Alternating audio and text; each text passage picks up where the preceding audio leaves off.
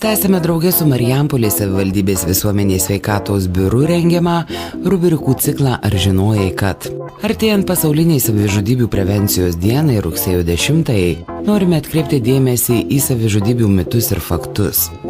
Ar žinojote, kad pasaulyje per metus nusižudo per 1 milijoną žmonių? Kas 3 sekundės pasaulyje kas nors bando žudytis. Lietuvoje kasmet nusižudo 1700 žmonių, 17 000 10 kartų daugiau kasmet bando nusižudyti. Kiekviena savižudybė skaudžiai atsiliepia mažiausiai 6 kitiems žmonėms. Mitai ir faktai apie savižudybę. Pirmas mitas. Jeigu žmogus nusprendė nusižudyti, vadinasi jis iš tikrųjų nori mirti. Faktas, jei žmogus nori nusižudyti, vadinasi yra problema, kurią jis neranda kitos išeities, tačiau tai nėra noras mirti. Antras mitas, jeigu žmogus nusprendė nusižudyti, jam jau niekas negali padėti. Faktas, atviras pokalbis ir laiku suteikta pagalba gali išgelbėti gyvybę. Trečias mitas, klausimas apie savižudybę gali žmogų paskatinti nusižudyti. Faktas, tiesus klausimas apie savižudybę ir atviras pokalbis gali tik padėti. Ketvirtas mitas, žmonės, kurie daug kalba apie savižudybę, paprastai nenusižudo. Faktas, jeigu žmogus kalba apie savižudybę, rimtas ženklas, kad jis gali tai padaryti. Penktas mitas, nusižudoma dažniausiai be jokio įspėjimo. Faktas, dažniausiai žmonės bent užsimena arba aiškiai pasako apie savo ketinimus. Šeštas mitas, gyvenime būna situacijų, kai savižudybė vienintelė išeitis. Faktas, net ir juodžiausia neviltis nesitęsia amžinai ir visada yra kitokių būdų problemą išspręsti. Į ką reikėtų atkreipti dėmesį? Savižudybės rizikos ženklai. Žmogus grasina arba mėgina nusižudyti.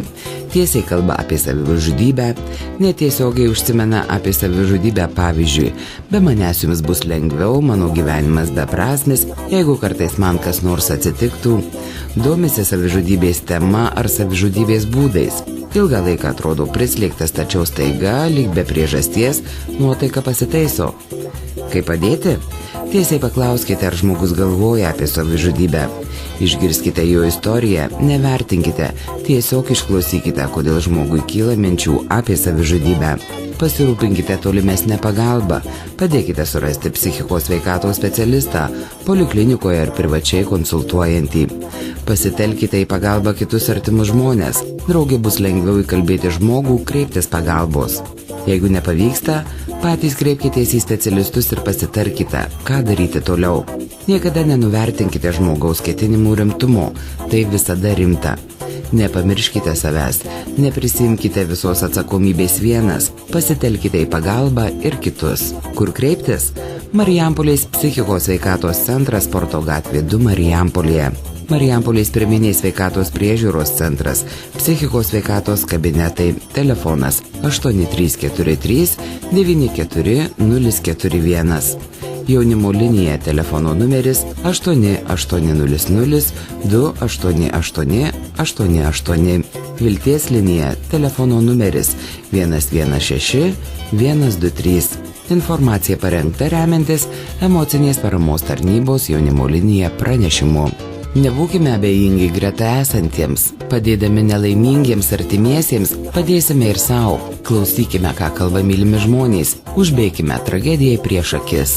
Norėdami, kad rubrikos būtų naudingos kasdieninėme jūsų gyvenime, kviečiame klausimus ir pasiūlymus siųsti elektroniniu paštu. Noriu girdėti @gmail.com. Daugiau informacijos apie veiklą, renginius, užsiėmimus rasite biuro svetainėje adresu marijampolės.vsb.lt.